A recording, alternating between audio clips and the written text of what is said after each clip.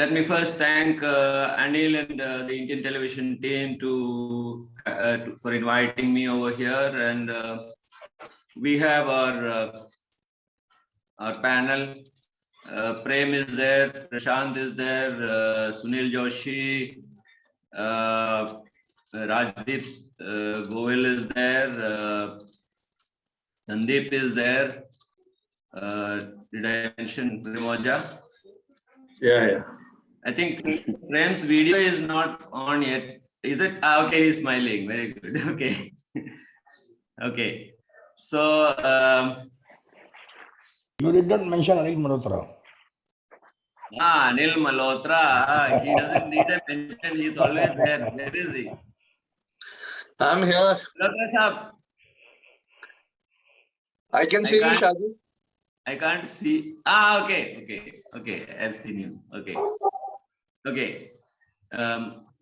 So Banwariji, congratulations. First of all, this is, I think, if I remember rightly, starting from IDOS, we have reached VBS. This is 18th year, if I am not wrong, and that is coming of age.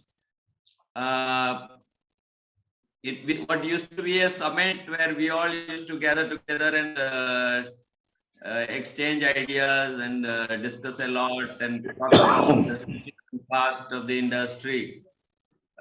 We have come to an online discussion now, thanks to the pandemic. So what we are now going to discuss, our topic is getting back to basics and a post-pandemic world. So the question raised by many of the panelists was, is COVID still has it come to an end, or can we say it is post-pandemic? Well, that's a topic to discuss in another forum. We will discuss about our video and broadcasting sector in the post-pandemic world.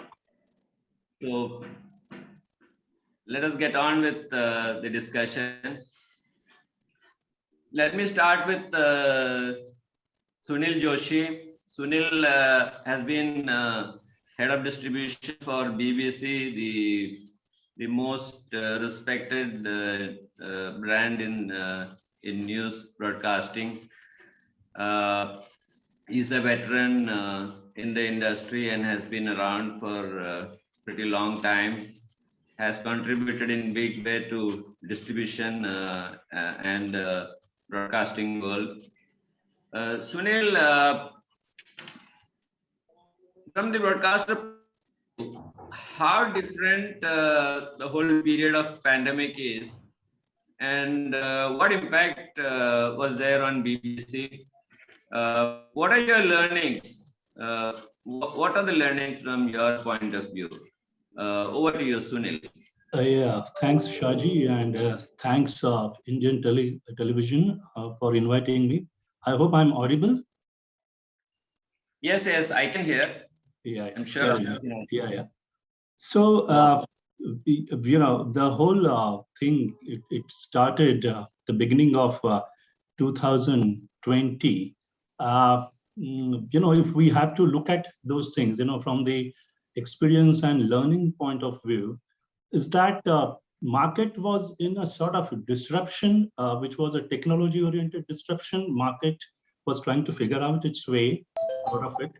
And then it was implementing a new tariff order during that time, and understanding and interpretation and rollout of the regulation was on the way. And then came the pandemic. Okay, so now these all three were disruptions in the market.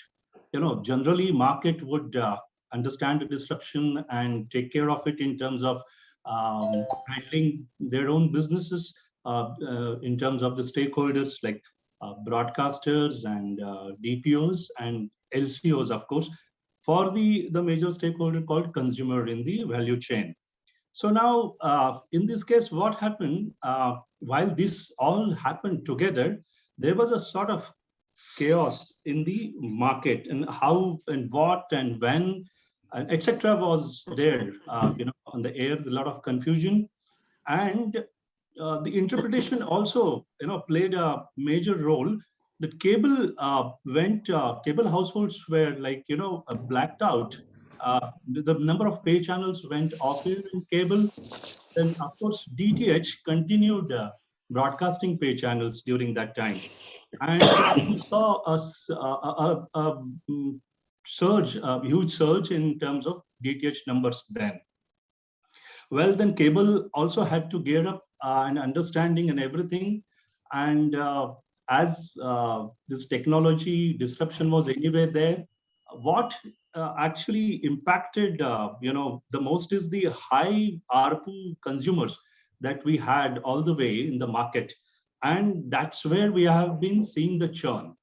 And then this is one aspect of it. Second, there was a concept called second TV at household, which would range depending on the DPO's approach to the second TV and the promotion and the importance of retaining or grabbing additional connection. So it ranged between 5 to 7% of the universe any DPO would hold. So, this also caused, so while cable lost initially few consumers to DTH, and then this second TV, which was actually also lost because of the regulation implementation, no clarity on price points, and then this OTT whole game, this high ARPU consumer, shifting from the second TV connection to OTT. Ideally, a higher ARPU consumer would have a DTH connection at one main TV, and then suppose if we average take an additional TV, which could be in bedroom, would have a cable connection, for example.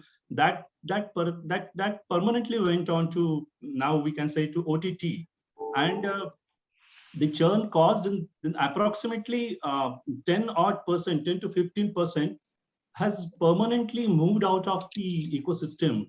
And then they come and go out, and as and when they think it's essential, they charge their packs, and all this is happening. And we saw this, quite a, I mean, everyone has to figure out their ways. Of course, consumer to the extent realize their rights, what they should want, and how they should be serviced, and what content they needs to be provided with. But the whole thing of understanding, decoding the regulation from the consumer point of view, his first regulator would be the last mile cable operator, which he would approach, and then for him it would be MSO, and then it is broadcasters and DPOs who tried to figure out the way of NTO1. While they were doing it, the NTO2 came in life, and again there was an additional disruption. So while all this happening, broadcasters and all guys, all the stakeholders, they tried to figure the ways out, which was complicated enough. I mean, the way I tried to explain, the layman would understand how difficult it is, to figure out, and the way from this issues. It is probably more difficult to understand and execute all these things at a time. So in whole these things, BBC actually, because of the nature of the product and its international coverage, that BBC kept on investing, in spite of all these challenges, like any other broadcasters we had. Of course, news has a content production, it's ongoing thing, unlike any other broadcaster who would be in business of general entertainment, etc. Of course, there was a dearth on general entertainment content, wherein, as Mr. Shashi figured it out, they could launch the most appreciated content at some point of time, and they could walk away with the maximum share for quite some time in the pandemic period. So BBC, along with their digital, our digital presence in the market in Hindi and other languages, we kept serving the products, we kept investing into the product, and provided the required coverage so that consumer get appraised. Of course, like other broadcasters, there was a contraction on advertisement, but then subscription and the revenue was intact as we witnessed unprecedented increment in viewership, India and all across the globe, Shaji. That's what I would like to, sum it. Yeah, Sunil, I can hear that you are echoing the view of the news broadcasters, wherein in the pandemic the news became the most important element for any consumer to be availing. We will come back to you later. In the meanwhile, Prashant bhai, I'm going to come last to you because please bear with me. There is because I'm sure there is a lot that you will want to talk about. Let me go to Rajdeep. He is talking from Hong Kong and he is ahead of us in time. So let me hear. Let us have him here. Rajdeep, you are in the satellite segment. You are operating in the skies. Now, has this virus reached somewhere in the skies also and hit something over there? How has it been during the pandemic for you? As you can see, there has been a lot happening on the ground. And what have you all done? Have you done anything to support the ground? What I can also see that in the future, there is a potential virus for the industry, which is in the form of the C-band allocations versus the 5G infrastructure. What are your views on that? Also, this infrastructure sharing to happen. Is that going to be a game changer? Your views, Rajdeep? Yeah, hi, namaskar and good morning to everyone. I'm happy to be here from Asia Sat. And also the gamut of question that you have thrown to me, to great extent, I will also sort of represent the sentiments and outlook of the satellite industry. I think we've been fortunate as Asia Sat and also a satellite operator that virus hasn't reached to the space yet. But the people who manage the satellite are on the ground. And we have put in the SOPs in a place to ensure that our services remain uninterrupted to all our customers across the regions.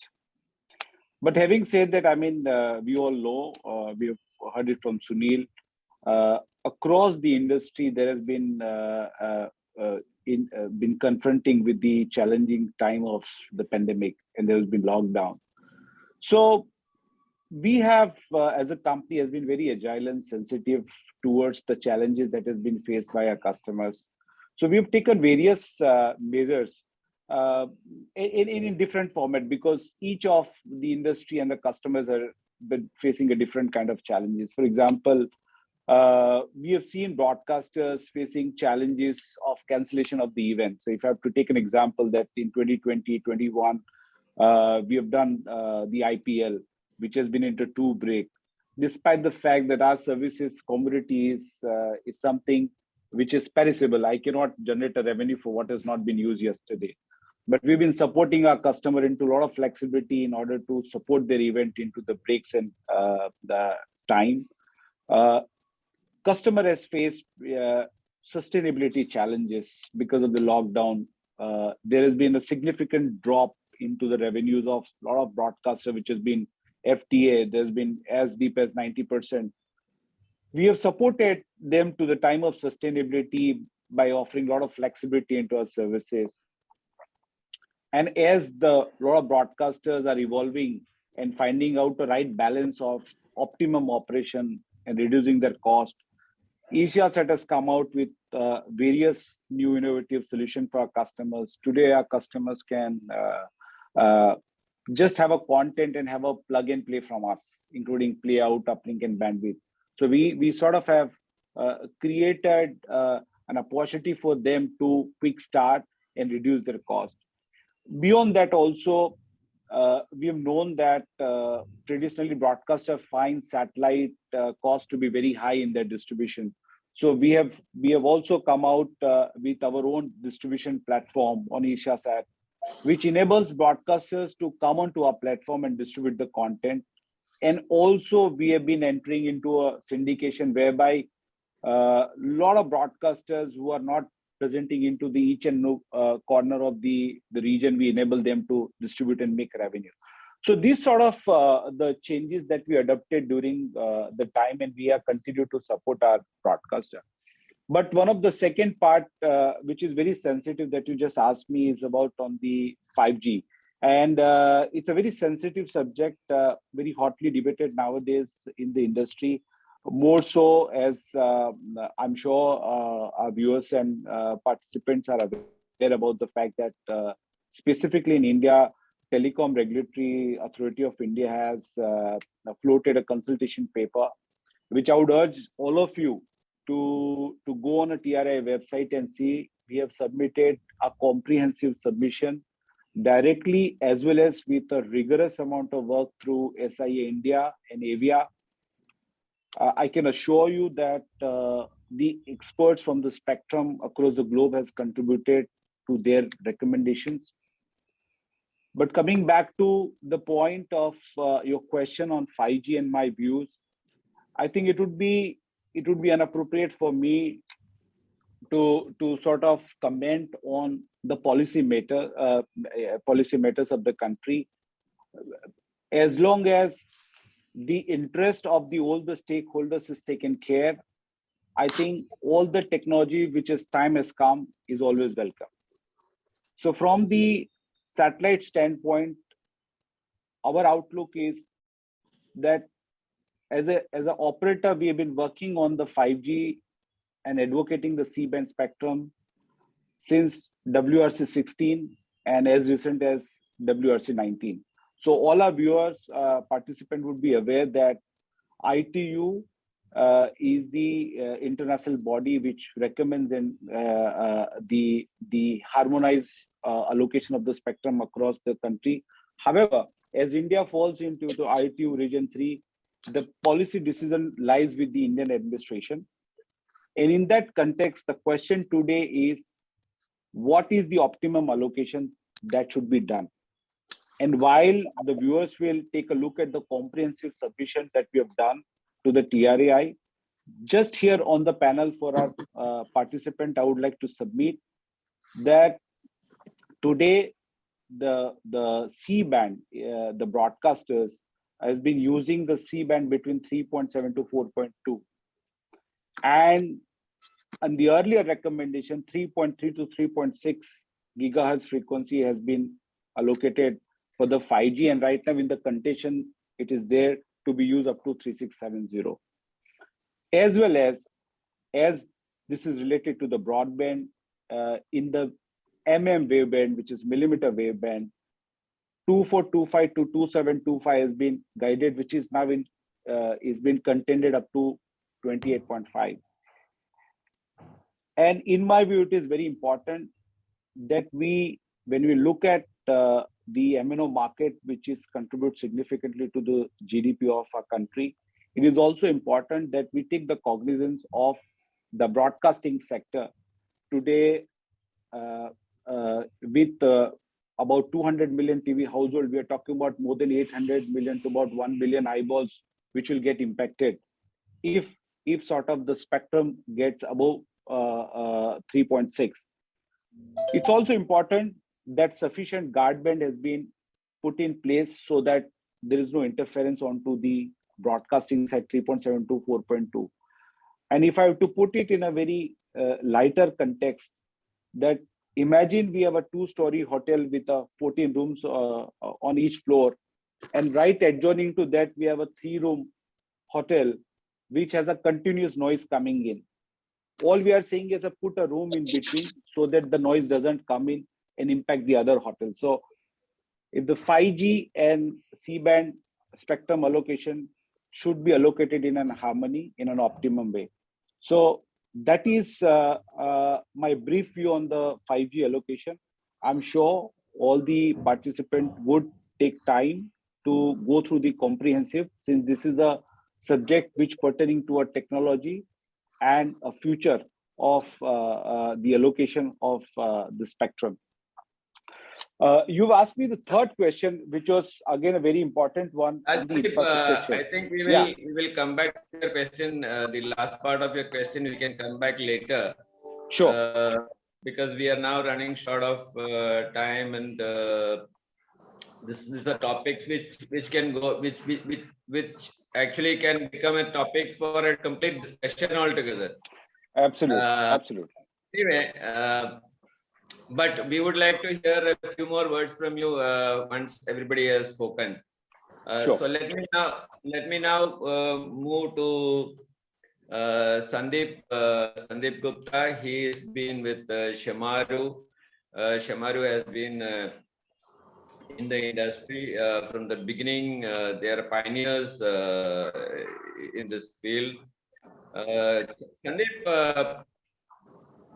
the viewing habits of consumers, they have undergone changes during this pandemic, and new viewing habits, new priorities have come to light.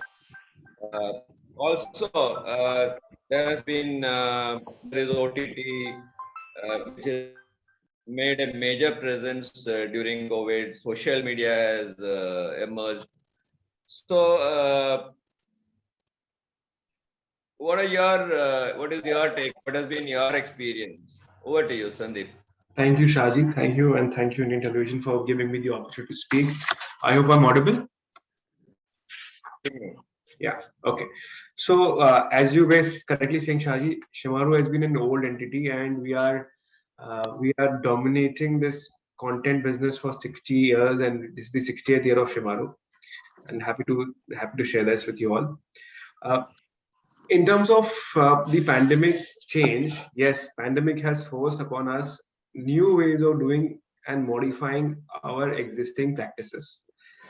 From the simple things like how do we transact, what do we consume, how do we interact, everything has changed within the last few years, last 2 years, in fact.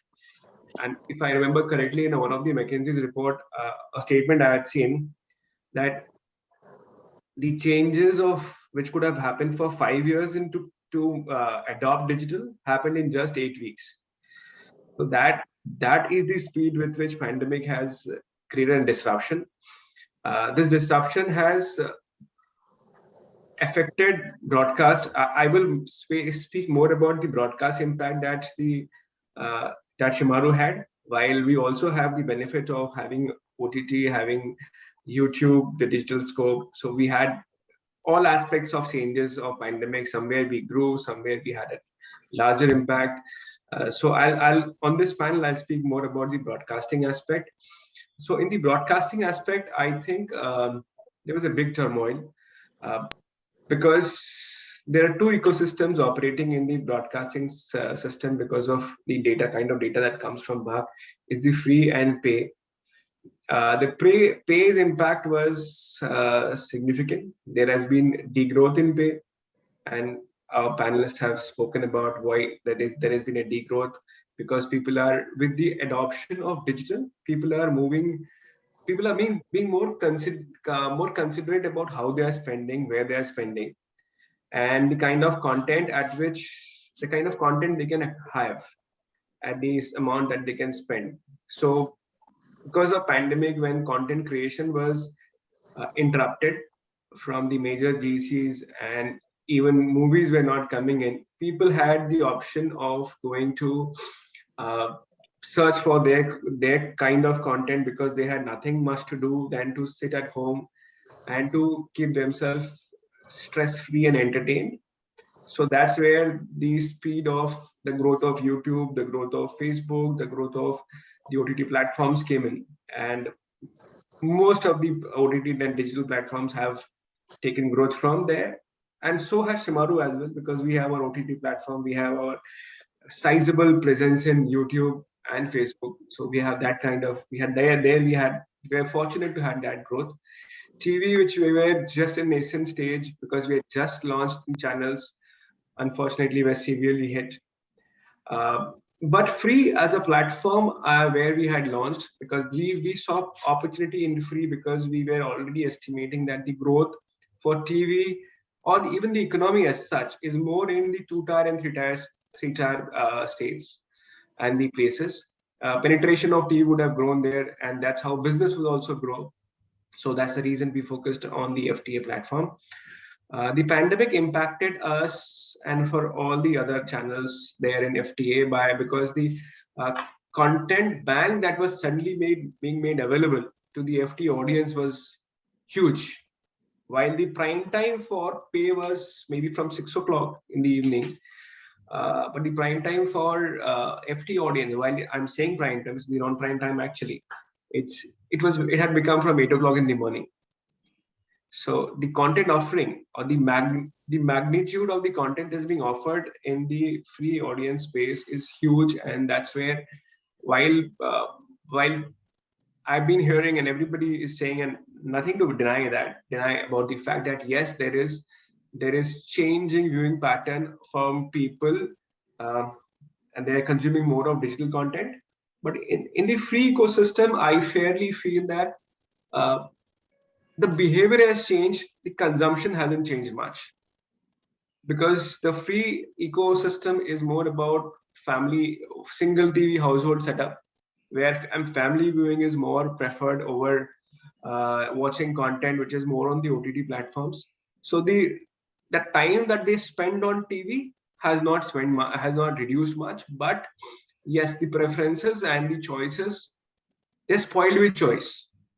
So there, any broadcaster or any content provider has to be more tuned or have to be more aware about how things have changed, because content consumption is one habitual and one contextual.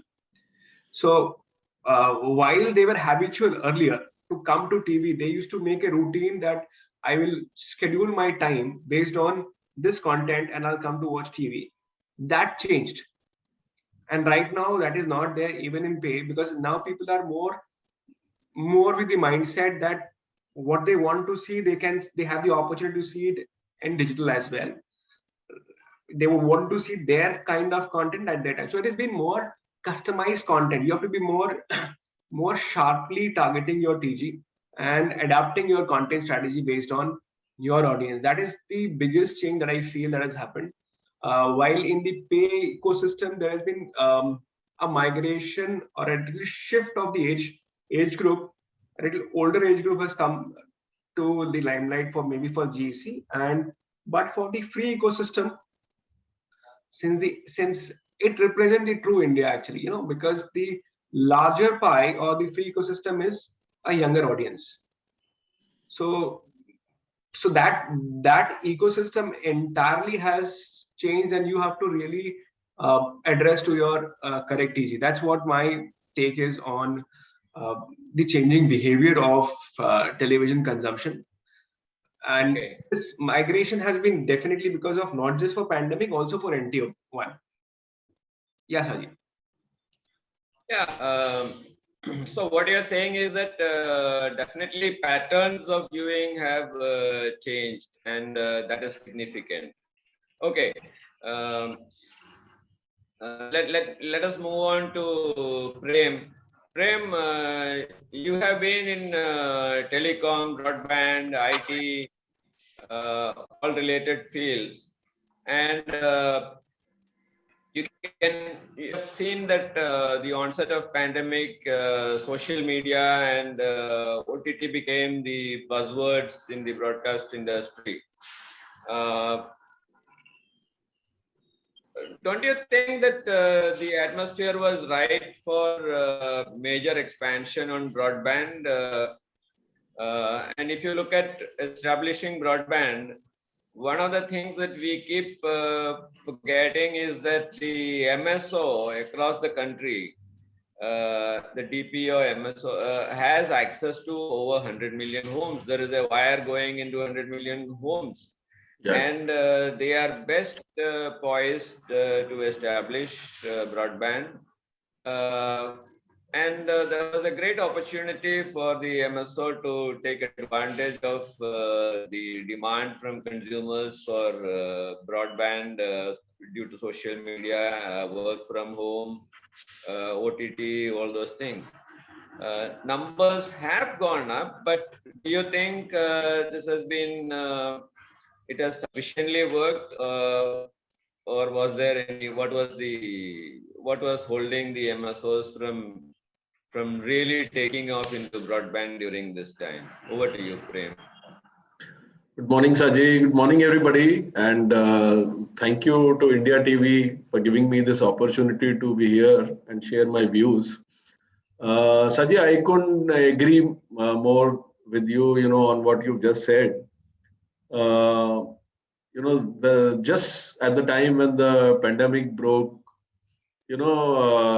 and maybe slightly before that, we all had a thought that broadband is going to be the sunrise area, and we all need to gear up to have our service reach there everywhere, so that people who are interested in high speed connectivity can easily be served. Now, that drive has been there for last, if I talk about our effort, last 4 years, we've been focused on this area, and, a lot of energy and time and, thoughts have gone in this direction. We've tried to create the, one important thing in this whole ecosystem is to actually have the service reach. Till you have your services or your fiber reaching out to every home, we work entirely on fiber to the home technology. So till you have, every home connected or home pass created, you cannot deliver the service, and that by itself is a very, very challenging and a very, very labor extensive effort, if I may put it. So we've been on in this direction, and we've nearly created 6 million home passes already in the areas where we operate. And I think that has been the case with most of the telcos and the serious broadband players across the nation. Everybody is trying to build up service reach for broadband. Now, pandemic has basically worked as a catalyst. Initially, because of the work from home compulsions and study from home compulsions, but I think, like you pointed out, somewhere in between, OTT suddenly took off, and I think has worked as the biggest catalyst in the entire growth journey. Initially, the connectivity was driven by the requirement to stay connected even when you are at your home, and to continue to do whatever you wanted to do, whether at office or education or anything else. But then what we were skeptical that once the situation becomes normal, it is likely that many of those connections may roll back, and the customers may not use it anymore. But that's not been the case. In fact, during this period, OTT has provided that kind of stickiness to the customers, and now OTT is in fact become the bigger driver of broadband connectivity at home. And there are some very unique things that OTT brings on the table, which I'm sure will further propel the broadband journey for all the serious operators in this direction. So, unlimited content, uncensored content, content for every segment. I think these are certain things. Number of hours of usage, the kind of data consumption that is happening, the number of devices, from say let's say 20 million, 200 million devices to suddenly 800 million devices, almost 4 times the screens.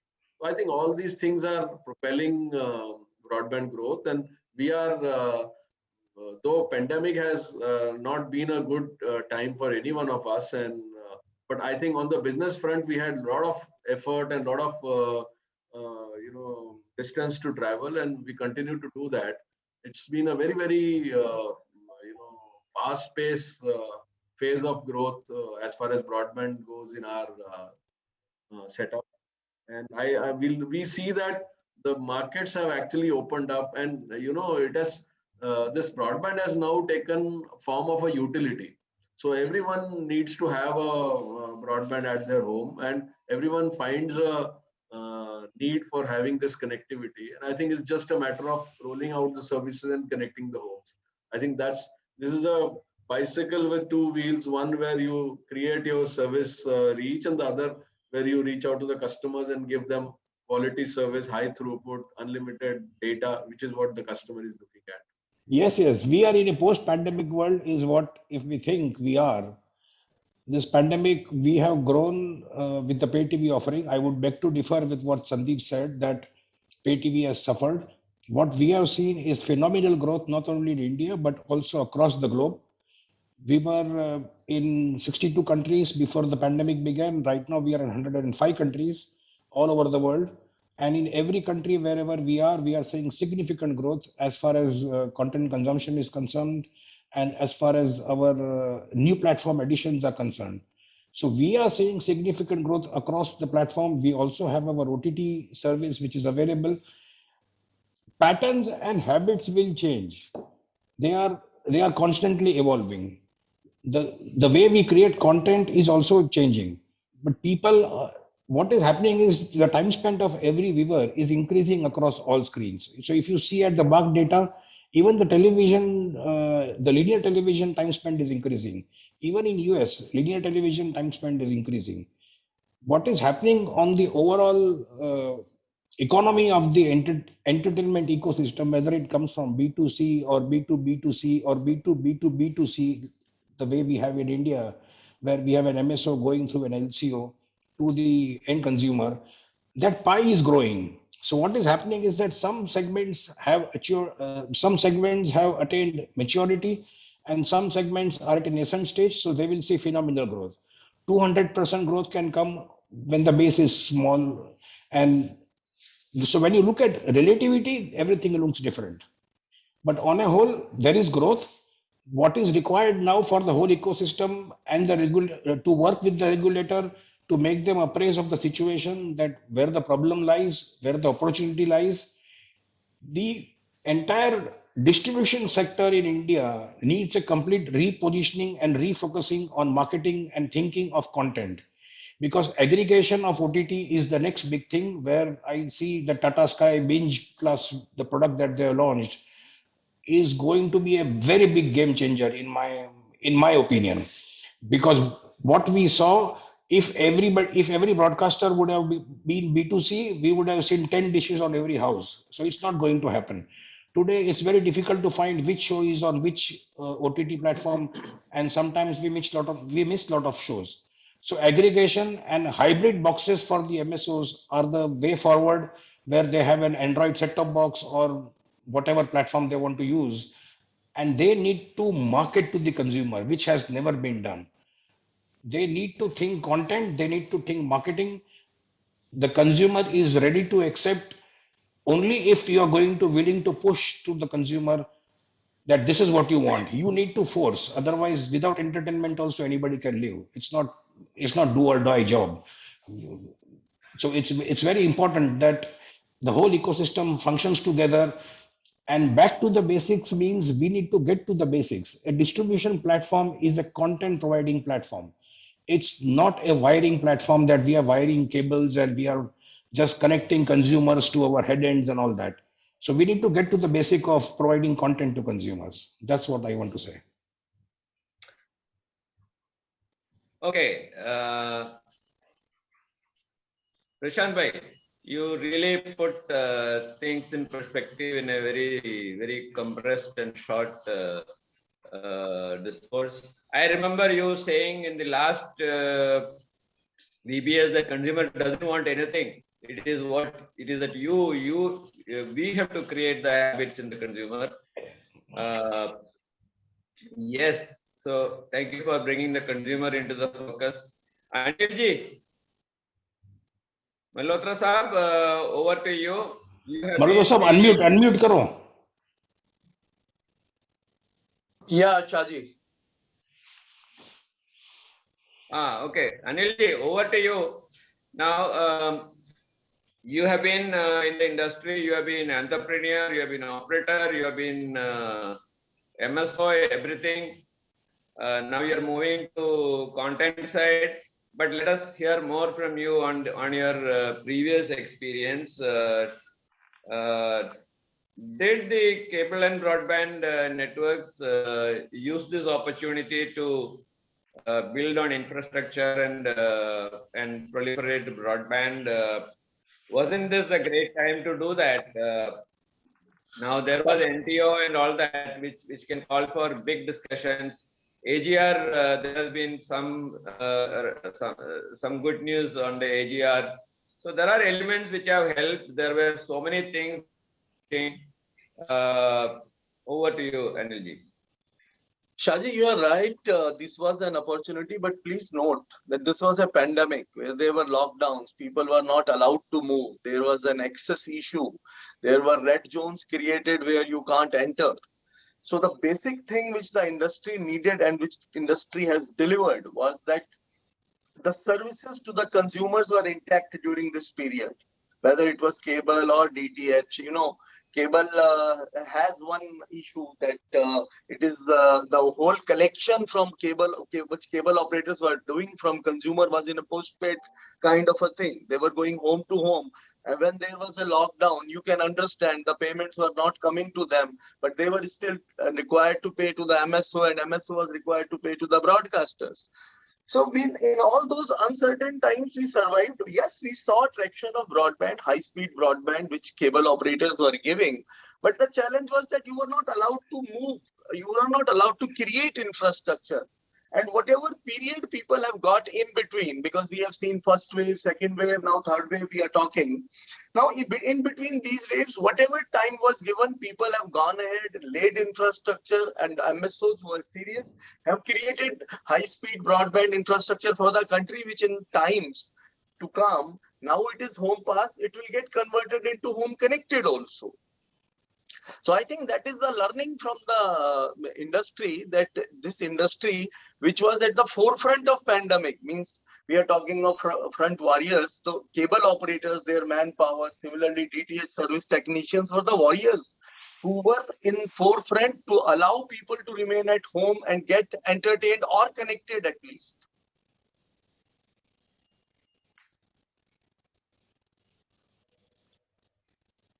Thank you, Shaji. That is what I wanted to say. Sure. I'm sure that you have covered your points in a very compressed manner. Now, as I told before, we are coming to the end of the discussion. So let me invite each one of you one by one to give a one-line closing remark. So who did we start with? Sunil. Yeah, quickly. Now we've got to keep it sharp and short, Sunil and Sandeep and everyone. If it's short and sharp, one, two sentences. Yes. Going forward, I would see that the all stakeholders, the consumer first, and then DPOs, broadcaster, and regulator work together to create a policy which will be, useful for all the stakeholders.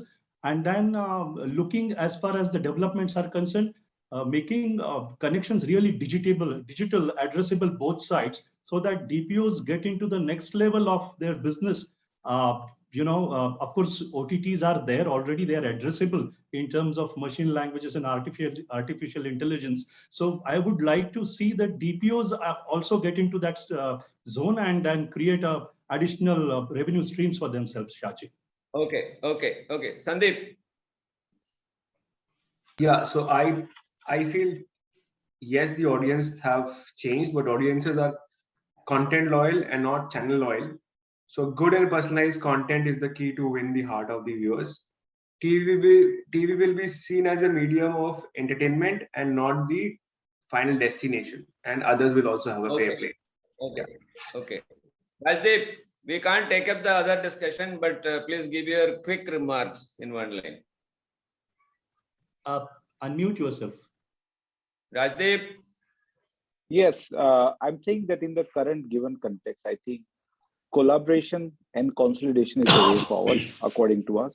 And something which we have not discussed, infrastructure sharing, I think it will play a critical role in order to enable new technology services at a lower cost to the consumers. Okay.